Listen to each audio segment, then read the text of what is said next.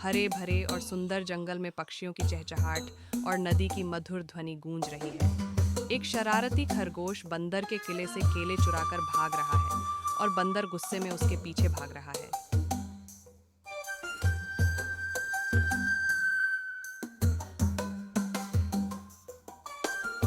नदी के किनारे बैठा चंचल खरगोश अपनी शरारतों पर हंस रहा होता है कि अचानक उसकी नजर एक अजीब से जूते पर पड़ती है जो चमक रहा था और सितारों से सजा हुआ था।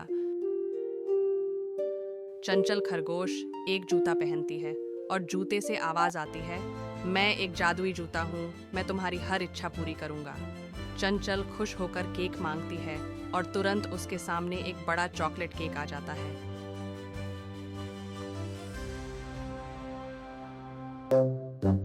चंचल खरगोश जूते की शक्ति का दुरुपयोग करता है। वह बंदर का किला और हाथी के आम खा जाता है और जंगल के सभी जानवर उससे परेशान हो जाते हैं। कुछ बुद्धिमान व्यक्ति टुको चंचल खरगोश के पास आता है और कहता है, चंचल अपनी शक्ति का उपयोग अच्छे कार्यों के लिए करो।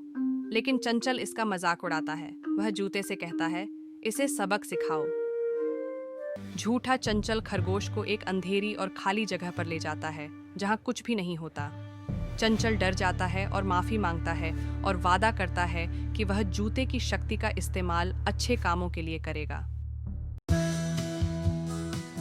चंचल खरगोश जंगल में वापस आता है और सभी जानवरों से माफी मांगता है और जूते की शक्ति का इस्तेमाल अच्छे कामों के लिए करना शुरू कर देता है। जंगल में शांति लौट आती है।